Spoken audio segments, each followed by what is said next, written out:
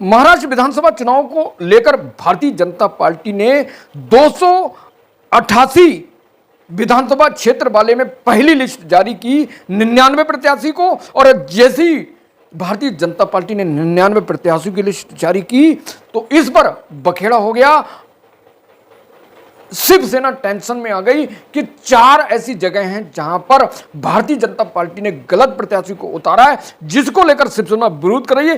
कौन सी ऐसी सीट हैं जिन पर शिवसेना शिंदे वाली विरोध कर रही है, तो इस वीडियो में अंत तक मेरे साथ बने रहिए, क्योंकि जो महाराष्ट्र में महायुति की सरकार है और वहां पर महायुति का गठबंधन के द्वारा जो एनसीपी अजित पवार और शिवसेना एकनाथ शिंदे और भारतीय जनता पार्टी ने मिलकर सरकार बनाई। इससे पहले यहां पर जो है कांग्रेस और शिवसेना उद्धव ठाकरे की सरकार थी, और जिस पर शिवसेना ने जो 56 विधायक जीते थे, 56 विधायक में से 44 विधायक तोड़ दिए एकनाथ शिंदे ने, और शिवसेना की सरकार से गठबंधन का नाता तोड़कर बीजेपी की सरकार बना ली। और उसके बाद कोर्ट की लड़ाई हुई, तो कोर्ट की लड़ाई में असली चिन्ह और असली पार्टी का हक जो था एकनाथ शिंदे को बनाया। उधर एनसीपी को तोड़कर अजित पवार ने एनसीपी दूसरी बना ली। तो ये घमासान कर भारतीय जनता पार्टी ने एनसीपी अजित पवार और शिवसेना एकनाथ शिंदे के मिलकर सरकार बनाई। अब इन दोनों के सामने कड़ी चुनौती है। महायुति जो गठबंधन है, गठबंधन की सरकार है, वहां पर बहुत बड़ा चैलेंज है भारतीय जनता पार्टी के। वो चैलेंज, वो चुनौती, वो टेंशन की बात करेंगे कि आखिर भारतीय जनता पार्टी और एकनाथ शिंदे शिवसेना के बीच में सीट शेयरिंग को लेकर क्या टेंशन है। तो 99 उम्मीदवारों की लिस्ट जारी कर दी दोस्तों। महाराष्ट्र में सीट शेयरिंग को लेकर एकनाथ शिंदे भाजपा के बीच में टेंशन कम नहीं हो रही है। शिवसेना और बीजेपी की टेंशन की असली वजह इस वीडियो में कि आखिर दोनों ने मिलकर सरकार बनाई, उद्धव ठाकरे को धोखा दिया। अब इन दोनों के बीच में बहुत बड़ी टेंशन है। ये टेंशन सिर्फ ये है कि भारतीय जनता पार्टी एक नैरेटिव सेट कर रही है, एक एजेंडा सेट कर रही है, जिसको लेकर वह एकनाथ शिंदे की शिवसेना को खत्म करना चाहती है। और इसी वजह से ऐसे प्रत्याशियों को उतारा है जो शिवसेना एकनाथ शिंदे के लिए बहुत बड़ा चैलेंज बन गए हैं। और विवाद हो रहा है कि भैया आपने इन प्रत्याशी को क्यों उतारा है, जो हमारा गढ़ है, जो हमारा क्षेत्र है, इन पर आपने प्रत्याशी को आखिर क्यों उतारा है। तो भारतीय जनता पार्टी इस पर जवाब दे नहीं पा रही है, लेकिन पिछले दौर से प्रत्याशी को घोषणा कर चुकी है और वह मैदान में है और नामांकन की प्रक्रिया शुरू होने जा रही है। तो सी में एकनाथ शिंदे भाजपा के बीच में, दोनों के बीच में जो है बहुत बड़ी टेंशन है। 4 उम्मीदवार को लेकर कौन से हैं? कल्याण पूर्व, ठाणे, अहरोली और मुरबाड़। इसमें जो है भारतीय जनता पार्टी ने 4 उम्मीदवार 99 की जो सूची करी है, वो 4 उम्मीदवार ऐसे हैं जो शिवसेना के लिए गले का फांस बने हुए हैं। पहली भारतीय जनता पार्टी की लिस्ट में जो है कल्याण पूर्व से गणपत गायकवाड़ की पत्नी सुलभा गायकवाड़ को टिकट दिया है, जिस पर सीएम एकनाथ शिंदे का शिवसेना वाला वर्चस्व है उस एरिया में, उस क्षेत्र में। और इसलिए शिवसेना शिंदे वाली चाहती थी कि उनको टिकट दिया जाए, लेकिन उनके इरादे को ताक पर रखकर भारतीय जनता पार्टी में अपने प्रत्याशी को उतार दिया। और जो गणपत गायकवाड़ हैं वो जेल में बंद हैं। मामला क्या था कि उन पर कथित रूप से आरोप है कि उन्होंने शिवसेना के महेश गायकवाड़ को गोली मारी थी, जिसको लेकर वह जेल में बंद है। और उसी व्यक्ति को भारतीय जनता पार्टी ने टिकट दे दिया। और इस को लेकर जो महेश गायकवाड़ हैं, जो शिवसेना शिंदे के नेता हैं, वो बहुत नाराज है, क्योंकि महेश गायकवाड़ यहां से शिवसेना के टिकट पर चुनाव लड़ना चाहते हैं, लेकिन भारतीय जनता पार्टी ने सुलभा गायकवाड़ को मैदान में उतार दिया है। शिवसेना अपना गढ़ बता रही है, अपना वर्चस्व बता रही है, और इसलिए इस सीट पर उन्हें मिलना चाहिए, जिसको भारतीय जनता पार्टी ने खुद अपने प्रत्याशी को मैदान में उतार दिया।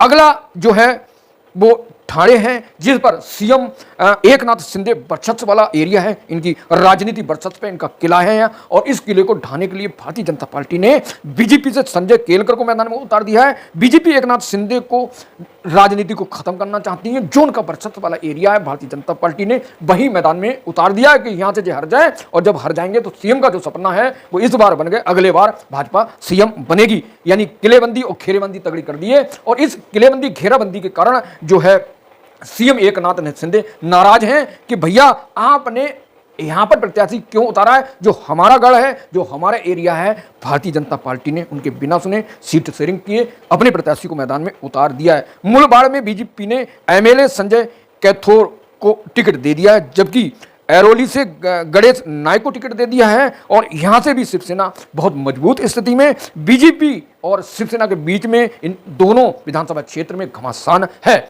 ऐरोली विधानसभा सीट से भारतीय जनता पार्टी से संजीव नायक टिकट मांग रहे थे, जिनको दरकिनार कर जिनका टिकट काटकर भारतीय जनता पार्टी ने गणेश नायक को टिकट दे दिया। गणेश नायक को टिकट मिलने से संजीव नायक नाराज हो गए और इसी कारण उन्होंने जो है एनसीपी पवार की पार्टी को ज्वाइन कर लिया, जिसके कारण अब जो शिवसेना शिंदे की है, भारतीय जनता पार्टी, दोनों के सामने चुनौती खड़ी हो गई है। इसके कारण जो एनसीपी और भारतीय जनता पार्टी दोनों के बीच में नाराजगी देखने को मिल रही है और इसी कारण एनसीपी नाराज है। जो एनसीपी जो अजीत पवार वाली पार्टी है वो नाराज है कि भैया हमें मजबूत होना चाहिए, हमारी जगह जो एनसीपी है वह जो शरद पवार है वो मजबूत हो रही है। तो इसके कारण जो है अजीत पवार नाराज है दोस्तों। तो इन सीटों पर भारतीय जनता पार्टी को चैलेंज का सामना करना पड़ रहा। महायुति के जो गठबंधन के घटक हैं वो उन्हें चैलेंज खड़ा कर रहे हैं। अब भारतीय जनता पार्टी इन चैलेंज को, इन चुनौतियों से कैसे निपटेगी,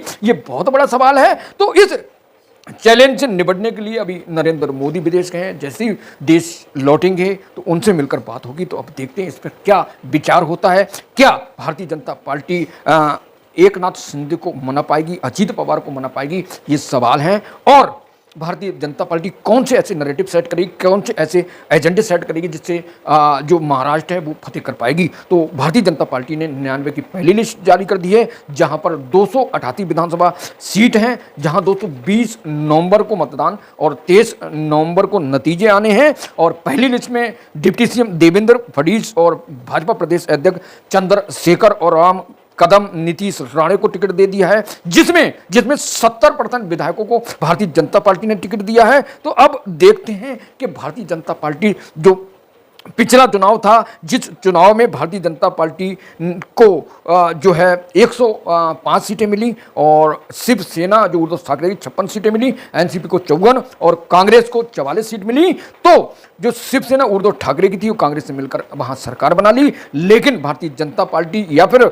जो एकनाथ शिंदे ने शिवसेना को तोड़ दिया, 44 विधायक लेकर अलग चले गए, चुनाव चिन्ह भी चला गया, पार्टी का सिंबल भी चला गया दोस्तों। तो अब जिस उद्धव ठाकरे को एकनाथ शिंदे छोड़कर आए हैं, अब उनको भारतीय जनता पार्टी चैलेंज खड़ी कर रही है। तो अब उनका क्या रास्ता होगा, क्या स्टैंड होगा, सीट शेयरिंग को लेकर क्या बात बन पाएगी। अजीत पवार और एकनाथ शिंदे दोनों जो महायुति के गठबंधन के नेता हैं और भारतीय जनता पार्टी इन नेताओं को, इन पार्टियों को कितनी कितनी सीट दे पाएगी।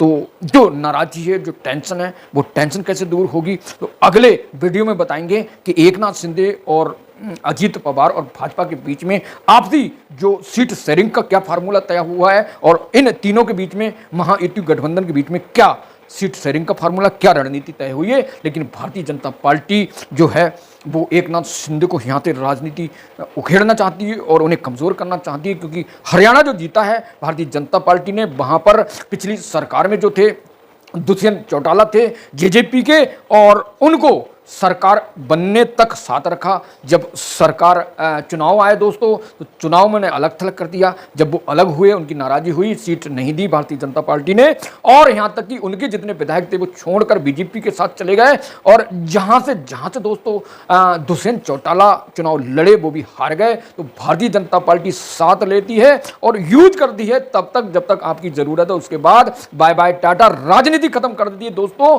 तो इस तरह पार्टियां बर्बाद होती हैं और इसलिए बसपा की जो मायावती हैं वो किसी से समझौता नहीं करती हैं। और इसी तरह जगनमोहन रेड्डी ने जब भी चुनाव लड़ा, बाहर से समर्थन दिया, अंदर से नहीं दिया। और अंदर से जिन लोगों ने भारतीय जनता पार्टी को, एनडीए को लोकसभा में समर्थन दिया, उनका हाल अब क्या होगा वो तो आने वाला टाइम में बताएगा। लेकिन ये सच है कि यूपी के ओम प्रकाश राजभर, संजय निषाद और आरएलडी अनुप्रिया पटेल को नाम मात्र यूज किया जाता है। उसके बाद ये जो पिछड़े वर्ग के नेता हैं उनको सिर्फ जरूरत के हिसाब से इस्तेमाल किया जाता है। जब सीट शेयरिंग की बात आती है तब उनको ध्यान नहीं दिया जाता। तो क्या आपका कहना है कि एनडीए अपने जो घटक हैं, बिहार के घटक हैं, पासवान और चिराग पासवान और क्या कहते हैं नीतीश कुमार, ये मिलकर के भारतीय जनता पार्टी का कॉम्बिनेशन बेहतर बना है कि भारतीय जनता पार्टी इनकी रक्षा कर पाए, क्योंकि जो नाराजगी है नीतीश और भारतीय जनता पार्टी में बिहार के बीच, क्योंकि उनके जो अफसर हैं, उनके जो नेता, उन पर छापेमारी की है,